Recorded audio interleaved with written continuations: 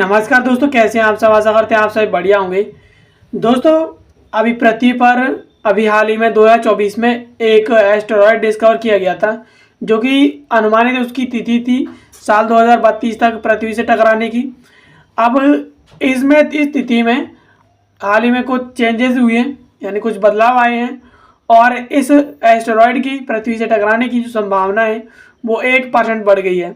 और इसी को लेकर के नासा ने हाल ही में एक आपातकालीन चेतावनी जारी की है, और इसको लेकर के नई नई इंफॉर्मेशन साझा की है। और इसके साथ साथ नासा इस क्षुद्र ग्रह पर, इस एस्टेरॉयड पर अपनी जेम्स वेब जो स्पेस टेलीस्कोप है उससे लगातार इस पर नज़र रखे हुए हैं। और दुर्घटना के मामले में इसे जो एस्टेरॉयड बेल्ट में जो नासा ने लिस्ट जारी की है, जो बना रखी है, उसमें इसे टॉप पर रख दिया है। चलिए आखिरकार क्या खबर है और इसे आपातकालीन चेतावनी जारी क्यों की है, समझ लेते हैं। सबसे पहले बात करें खबर की, तो खबर है इंडिया टुडे की तरफ से। इसमें कहा गया है, शहर को नष्ट करने वाला क्षुद्रग्रह पृथ्वी की ओर तेजी से बढ़ रहा है और प्रलय की आशंका बढ़ने पर नासा ने आपातकालीन चेतावनी जारी की। यानी जो एस्टेरॉयड है वो लगातार पृथ्वी की ओर बढ़ रहा है, और इसी वजह से नासा है उसने आपातकालीन जो है चेतावनी जारी कर दी है। चलिए खबर के प्रमुख बिंदुओं के बारे में बात करते हैं। तो न्यूयॉर्क पोस्ट की एक रिपोर्ट के अनुसार नासा ने क्षुद्रग्रह 2024 YR4 का अध्ययन करने के लिए आपातकालीन कॉल किया है, जो एक शहर को नष्ट करने वाला अंतरिक्षीय चट्टान है, जिसे साल 2032 में पृथ्वी से टकराने की संभावना है। यानी अभी हाल ही में नासा ने जो क्षुद्रग्रह साल 2024 में डिस्कवर किया गया था, जिसका नाम YR4 है, उसको लेकर के एक आपातकालीन जो है कॉल किया है, आपातकालीन चेतावनी जारी की है। और इसकी उम्मीद जताई जा रही थी कि 2032 तक पृथ्वी से टकरा सकता है, और लगातार इसकी टकराने की संभावनाएं वो बढ़ती जा रही हैं।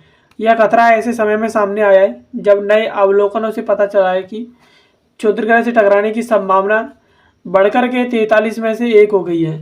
यानी इसकी संभावनाएं वो लगातार बढ़ती जा रही है, और जबकि पहले इसकी जो अनुमान था कि 1% इसकी संभावना थी कि पृथ्वी से टकरा जाए, लेकिन अब इसकी संभावना लगातार बढ़ती जा रही है। नासा ने दिसंबर 2024 में 2024 YR की खोज की थी, यानी जो एस्टेरॉयड है 2024 YR4 इसकी खोज की थी, और यह शीघ्र ही बाह्य अंतरिक्ष खतरों के लिए ANC की निगरानी सूची में शीर्ष पर आ गया है। यानी इसकी खोज दिसंबर 2024 में की थी, और अब ये एस्टेरॉयड है वो अंतरिक्ष खतरों की जो ANC है, निगरानी सूची है, उसमें शीर्ष पर आ गया है। और यह क्षुद्रग्रह जो मोटे तौर पर 180 फीट व्यास का है, जिसकी ऊंचाई पीसा की मीनार, झुकी हुई जो मीनार है पीसा की, उसके बराबर है। और यदि पृथ्वी से टकराता है तो यह एक गंभीर खतरा पैदा करेगा। और यह अनुमान है कि इससे होने वाली क्षति 1908 की जो तुंगुस्का की जो घटना थी उसके समान होगी, जिसने साइबेरिया में 80 मिलियन से अधिक पेड़ों को तबाह कर दिया था। यानी ये जो एस्टेरॉयड है उसका जो व्यास है, जो क्षेत्रफल है, वो 180 फीट है, और जो कि जो पीसा की जो मीनार है उसके बराबर है। और अगर ये पृथ्वी से टकराती है तो साल 1908 की जो घटना हुई थी तुंगुस्का की, ये उसी के समान होगी, जिसमें ये तुंगुस्का की जो घटना हुई थी उस घटना में साइबेरिया में 80 मिलियन पेड़ों को इस घटना ने, जो एस्टेरॉयड टकराने की जो घटना थी, उसने तबाह कर दिया था। और इसी से साल 2024 में ये जो एस्टेरॉयड YR4 डिस्कवर किया गया है, इससे भी उम्मीद जताई जा रही है कि अगर ये पृथ्वी से टकराता है तो साल 1908 वाली जो तुंगुस्का की घटना है उसके समान होगी, इसकी भी जो क्षति होगी वो। अब ये समय के लिहाज से भी बहुत ज़्यादा महत्वपूर्ण है, क्योंकि इसके टकराने की जो तिथि है वो भी नज़दीक आती जा रही है। रिपोर्ट में कहा गया है कि यह समय के लिहाज से महत्वपूर्ण है, और खतरे के मद्देनज़र नासा क्षुद्रग्रह पर करीब से नज़र डालने के लिए जो इसका जेम्स वेब टेलीस्कोप है, स्पेस टेलीस्कोप है, उसकी मदद ले रहा है, और इस पर लगातार जो है निगरानी रखे हुए है कि कहीं ये पृथ्वी से टकरा न जाए। और अगर टकराता भी है तो इसे अंतरिक्ष में ही तोड़ने के लिए नासा कोई ना कोई उपाय जरूर करेगा। और ज़मीन पर स्थित दूरबीनों के विपरीत, जो केवल परावर्तित सूर्य के प्रकाश पर निर्भर करते हैं, जेम्स वेब के अवरक्त उपकरण क्षुद्र ग्रह द्वारा छोड़ी गई गर्मी का अध्ययन करेंगे, जिससे इसके आकार का अधिक सटीक आकलन हो सकेगा। यानी जो जेम्स वेब टेलीस्कोप के द्वारा इस पर नज़र रखे हुए हैं, वो इस क्षुद्र ग्रह के द्वारा जो गर्मी छोड़ी जाएगी उसका अध्ययन करेगी और उसके आधार पर ही जो है सटीक आकलन किया जाएगा। यह डेटा महत्वपूर्ण है इसलिए क्योंकि दृश्य प्रकाश अवलोकनों पर आधारित अनुमान चट्टान के वास्तविक आयाम को कम करके दर्शा सकते हैं। और ईएसए ने लिखा, यानी यह महत्वपूर्ण है कि हम 2024 वाईआर के लिए अपने आकार के अनुमान में सुधार करें। 40 मीटर के क्षुद्र ग्रह द्वारा दर्शाया गया खतरा 90 मीटर के क्षुद्र ग्रह से अलग होगा। यानी इस क्षुद्र ग्रह यानी 2024 वाईआर 4 के द्वारा इस तरह से अनुमान जताया जा रहा है। इसका जो क्षेत्रफल है वो 40 मीटर का है और इसके द्वारा जो खतरा दर्शाया गया है वो 90 मीटर की जो क्षेत्रफल का जो क्षुद्र ग्रह है उसके जो बहुत अलग है। और यह प्रत्यक्ष उदाहरण क्षुद्र ग्रह के सटीक मापों को निर्धारित करने के महत्व को रेखांकित करता है, क्योंकि आकार में छोटे अंतर भी संभावित प्रभाव पर भारी परिणाम ला सकते हैं।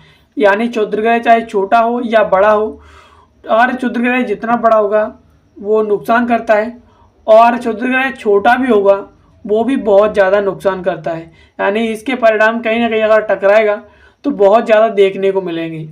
और ईएसए अधिकारियों ने बताया है कि सामान्य तौर पर क्षुद्र ग्रह जितना चमकीला होता है वह उतना ही बड़ा होता है, लेकिन यह संबंध इस बात पर दृढ़ता से निर्भर करता है कि क्षुद्र ग्रह की सतह कितनी परावर्तक है। यानी अधिकारियों ने बताया कि क्षुद्र ग्रह जितना चमकीला होगा ही वो उतना ही ज़्यादा बड़ा होगा और इसका संबंध इस बात पर दृढ़ता से निर्भर करता है कि आखिरकार क्षुद्र ग्रह है वो कितना चमकीला है और परावर्तक है। उन्होंने आगे कहा कि साल 2024 वाईआर 4 40 मीटर यानी 130 फीट चौड़ा और बहुत ज़्यादा परावर्तक हो सकता है, यानी ये अनुमान लगाया गया है। और इसके अलावा जो 90 मीटर का है यानी 295 फीट का है, इतना चौड़ा और परावर्तक नहीं भी हो सकता है, यानी हो भी सकता है और नहीं भी हो सकता है, ये अनुमान लगाया गया है। और संभावित आयामों की इतनी विस्तृत श्रृंखला वैज्ञानिकों के लिए अधिक सटीक डेटा एकत्रित करना अनिवार्य बनाती है। यानी अगर हम किसी पर अनुमान लगाते हैं यानी सटीक उस पर भविष्यवाणी करते हैं कि ऐसा हो सकता है, तो उसके लिए डेटा भी एकत्रित करना होता है और डेटा के एकत्रित करने के बाद ही यह पता लगाया जा सकता है कि आखिर ऐसा कब तक हो सकेगा और हमें अगर ये पृथ्वी से टकराता है तो अपनी बचाव के लिए, अपनी संरक्षा के लिए क्या क्या कर सकते हैं। और जेम्स वेब अवलोकन का पहला दौर मार्च में निर्धारित है, यानी इससे मार्च में जो है इसका अवलोकन किया जाएगा जब क्षुद्र ग्रह अपने चमकीले रूप में होगा। यानी मार्च के टाइम पे यानी मार्च के महीने में इसका अवलोकन किया जाएगा जब जो क्षुद्र ग्रह है वो बहुत ज़्यादा चमकीला होगा। और दूरबीन मई में 2024 वाईआर को फिर से रच करेगी जब यह सूर्य से दूर जा रहा होगा। जो क्षुद्र ग्रह के 2028 में अगली बार करीब आने तक विस्तृत अवलोकन के लिए इसका अंतिम मौका होगा। यानी जब क्षुद्र ग्रह है साल 2024 वाईआर 4 ये मार्च में जो नज़दीक आएगा और उस टाइम पर इसका अवलोकन किया जाएगा और एक मौका होगा कि साल 2028 में ये पृथ्वी के करीब आए उससे पहले इसका जो विस्तृत अवलोकन कर लिया जाए। और प्राप्त मापों का उपयोग ईएसए, नासा और अन्य संगठनों द्वारा खतरे का अधिक आत्मविश्वास से आकलन करने और किसी भी आवश्यक प्रतिक्रिया को निर्धारित करने के लिए जो है किया जाता है। यानी जो मापों का उपयोग है, यानी जिस तरह से देखा जाता है कि आखिरकार ये कितना जो है लंबा चौड़ा है और किस तरह से इसका कितना ज़्यादा जो है साइड इफेक्ट देखने को मिलेगा, यानी कितना ज़्यादा ये नुकसान कर सकेगा। इसलिए जो माप है यानी जो उसका नापतोल किया जाता है वो बहुत ज़्यादा महत्वपूर्ण है। और विशेषज्ञों ने चेतावनी दी है कि वर्तमान आकार अनुमान के अनुसार भी 2024 तक वाईआर 4 के टकराने से 15 मेगाटन टीएनटी के बराबर विस्फोट होगा। यानी जो एस्टेरॉयड है जो पृथ्वी की तरफ लगातार आगे बढ़ रहा है, अगर ये पृथ्वी से टकराता है तो 15 मेगाटन टीएनटी के बराबर विस्फोट होगा। वो ऐसा विस्फोट जो 1945 में हिरोशिमा पर गिराए गए परमाणु बम से लगभग 100 गुना ज़्यादा होगा। यानी अगर ये पृथ्वी से टकराता है तो इससे इतना भयानक विस्फोट होगा कि 1945 में जो वर्ल्ड वॉर के टाइम पर हिरोशिमा में परमाणु बम से अटैक किया गया था, उस अटैक की तुलना में ये 100 गुना ज़्यादा अधिक शक्तिशाली होगा। तो आशा करते हैं वीडियो आपको पसंद आई होगी। ऐसी वीडियोस के लिए आप हमारे चैनल को सब्सक्राइब कर लीजिए। बाकी मिलते हैं किसी अगले वीडियो में किसी नए और इन्फॉर्मेटिव टॉपिक के साथ। तब तक के लिए आप सभी का बहुत बहुत धन्यवाद।